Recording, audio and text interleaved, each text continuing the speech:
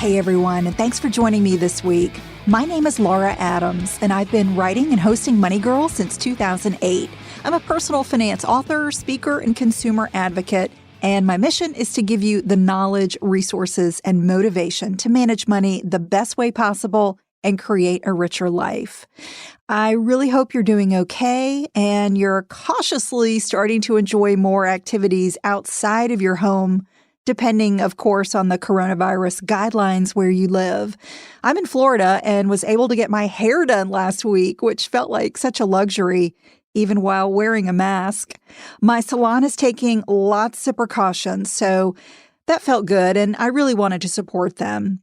So this week, I am pulling a show out of the archives for you about some of my favorite personal finance tools for managing money, budgeting, and investing. Check out these amazing programs and apps and see how they can help you. And I'll be back next week with a brand new show. All right, today's show is about using personal finance tools. Taking control of your personal finances is pretty simple in theory. But if you find that you're struggling, maybe it's with budgeting, saving, or investing, you just may need to try a new tool. That could be the ticket to making better decisions and improving your financial success. So in this podcast, I'm going to review 8 of the best personal finance tools that I know of to help you make sense of your money, stay organized, and to achieve your financial goals. As always, you don't need to jot anything down while you're listening because the notes for this and every show, plus the full archive of podcasts, are in the Money Girl section at quickanddirtytips.com. This is episode number 560, 8 Best Budgeting and Personal Finance Tools. To help get some recommendations for the tools I wanted to bring you in this show, I asked the members of my private Facebook group about their favorite tools. So this is definitely influenced by their responses, and I'll call out some of their recommendations as we go. So the very first tool on the list is Quicken. You've heard me talk about Quicken before. It's one of my favorite tools. Quicken has been around a long time, and it's pretty much the gold standard in personal finance software. They have a suite of products that connect to multiple types of accounts. So it's going to connect to your bank accounts, credit cards, lenders, investments, whatever you've got to aggregate all your transactions. And Jamonica S. from the Facebook group says, I purchased Quicken and it's helped me tremendously. And by the way, you can also join the group. If you want to send me a text, I will send you an invitation to the group. The text is dollars, DOLLARS. Just send that to the number 33444. Like many companies, Quicken has moved to a subscription model where you pay an annual fee and then you get automatic updates for new features and services. The starter version gives you a lot, including automatic categorization, limited budget tracking, and a bill dashboard. And you can get that for $35 per year. Or you can go a little further and upgrade to the deluxe version for $50, or the premier version is $75. Those give you the starter features plus customizable budgeting, loan tracking, investment tracking and analysis, bill pay, and online backup. You can use Quicken on your PC or Mac, but PC users can also get a home and business version for $100 a year. This helps you manage a small business or maybe freelance work by separating your personal and business expenses. You can also email custom invoices with payment links and track your business tax deductions, which is really helpful. You can enter transactions manually into Quicken if you don't want to connect to your financial accounts online. And there are Quicken mobile apps, of course, to sync up with your desktop version, although you can't see all your data from the mobile app, but it is certainly helpful for an overview. Quicken has far more features than I'll ever use, but it's my favorite way to manage money. Every week I import my new transactions and I make sure that they're categorized correctly, especially those related to taxes, so that I can easily create reports at tax time.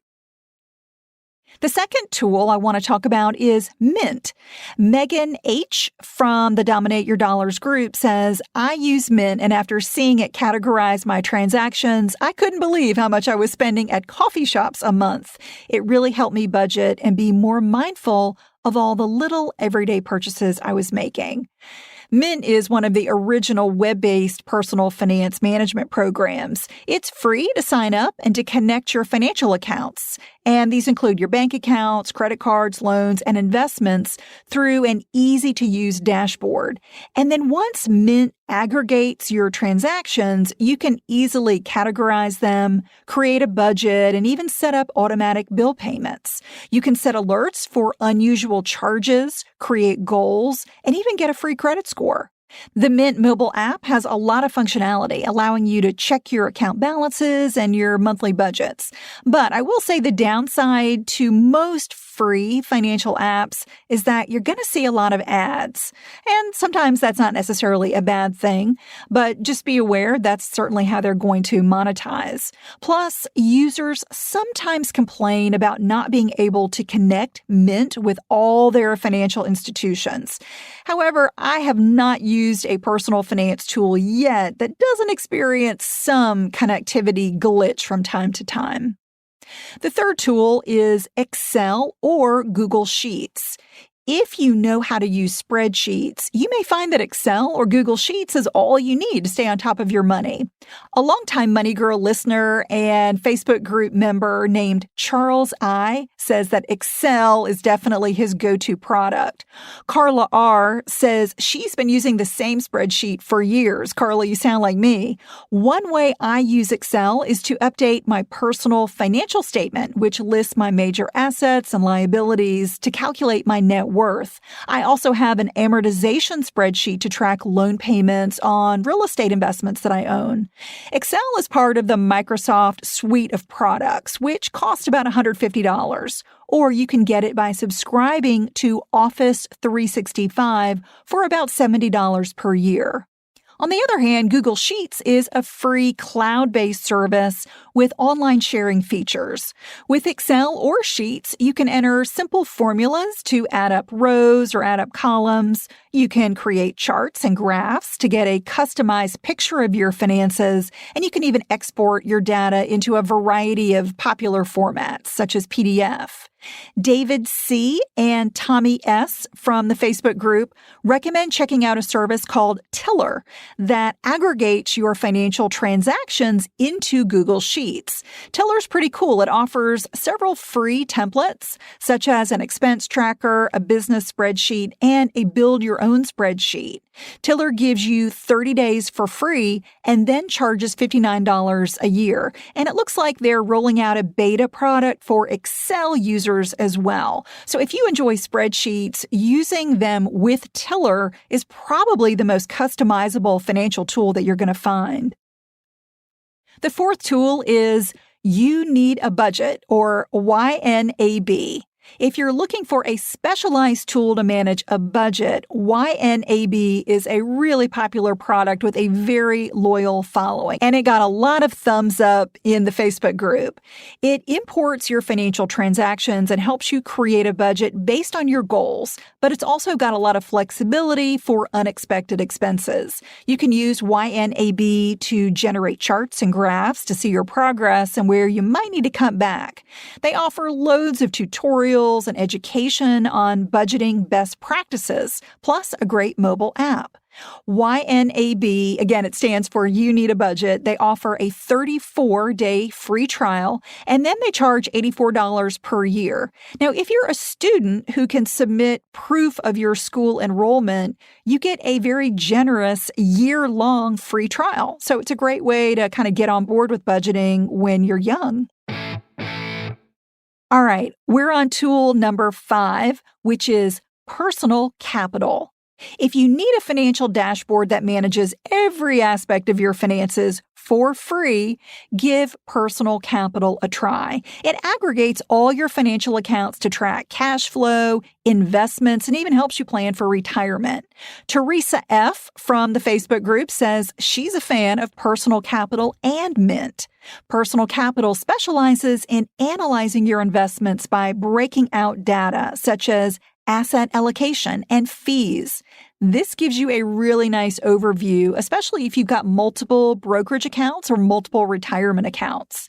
You can even add goals such as saving for a child's education and enter tangible assets such as the value of your real estate. If you enter all your assets and liabilities, Personal Capital is a great way to monitor your net worth on a day-to-day basis. This is a free tool that does not push ads for revenue, but they offer investment accounts and wealth management advice. Personal Capital charges one all-inclusive annual fee that's based on a percentage of your assets under management. They charge 0.89% for balances over $100,000 and a range of 0.49% up to 0.79% if you have over $1 million. The sixth tool is Acorns. If you don't have a lot of money to start investing, try the original micro investing app, Acorns. Once you link it to a debit or credit card, Acorns automatically sweeps and invests the difference between your purchase cost and the nearest whole dollar amount that you set. For example, if you spend $20.50, the app could round up to $21. So it would deduct 50 cents from your bank account and then invest it. Or you could set Acorns to round to the next $5 increment and invest $4.50.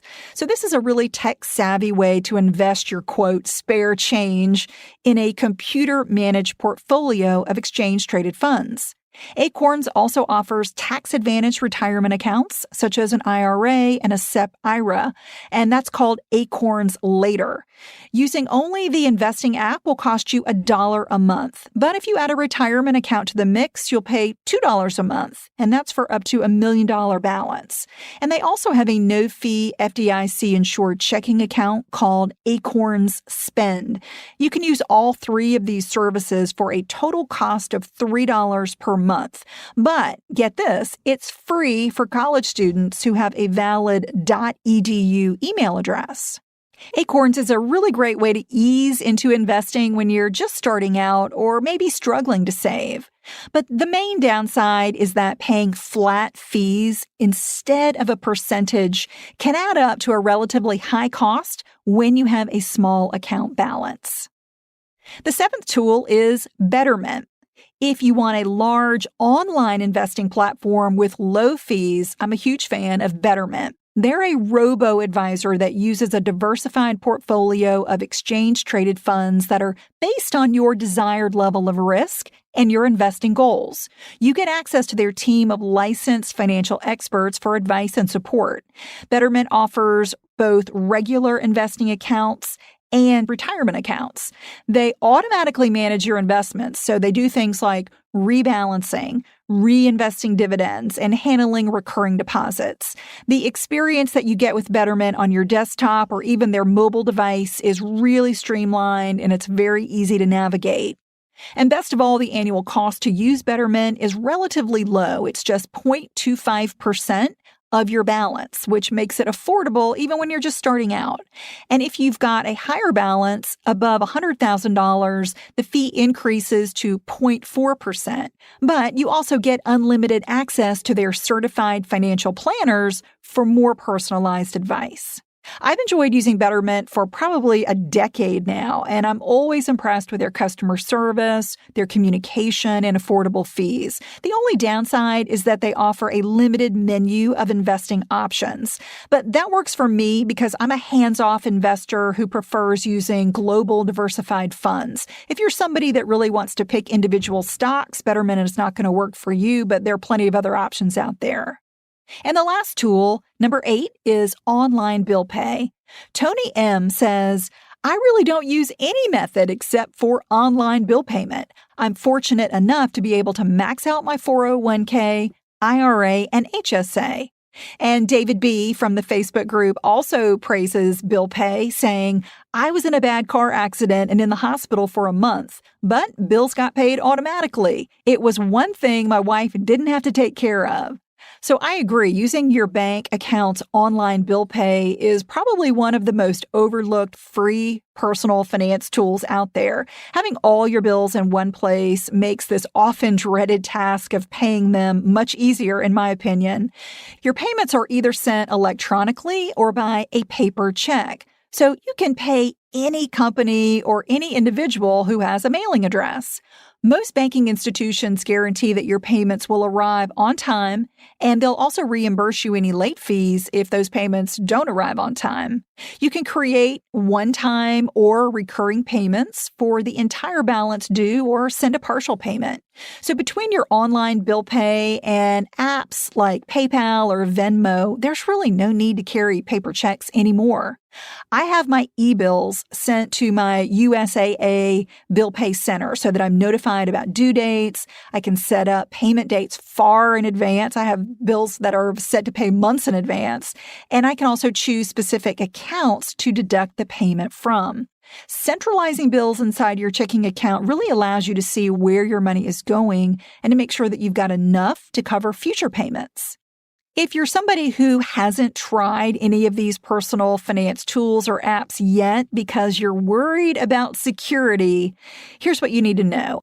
I do think security is an important issue, but apps typically have read-only access, and they've got high-level encryption. And that means that they typically only see your financial transactions. They can't change them or move money around. Now, there are exceptions. The online bill pay services do make requests to move your money. And that's one reason why I stick to my bank account's bill pay instead of authorizing other services to do it. There is always a risk to using financial websites or even buying something with a credit card, but I don't believe the risk is high enough that it should stop you from using personal finance tools or online services. In fact, the benefits of using these tools to manage your money, save more, and build wealth far outweigh the downsides. Before we go, I want to thank a couple of listeners who are also students of my best-selling class, Get Out of Debt Fast, a proven plan to stay debt-free forever.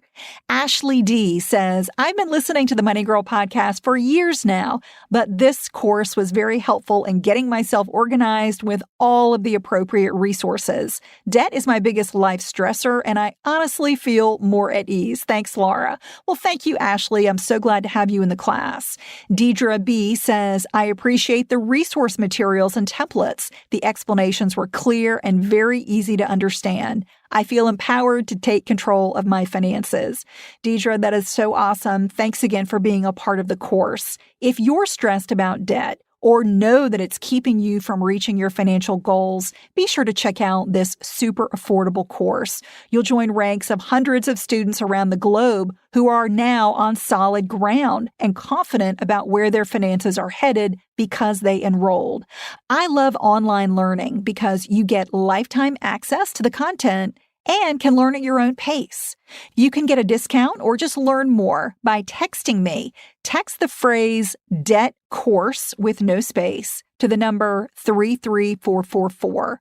Enroll in Get Out of Debt Fast to start your journey to becoming debt-free today. I hope to see you in class. That's all for now. I'll talk to you next week, and stay safe from those hurricanes out there. Courtesy of Money Girl, your guide to a richer life. Money Girl is produced by the audio wizard Steve Rickyberg with editorial support from Karen Hertzberg. If you've been enjoying the podcast, take a moment to rate and review it. You might also like the backlist episodes and show notes that are always available at quickanddirtytips.com.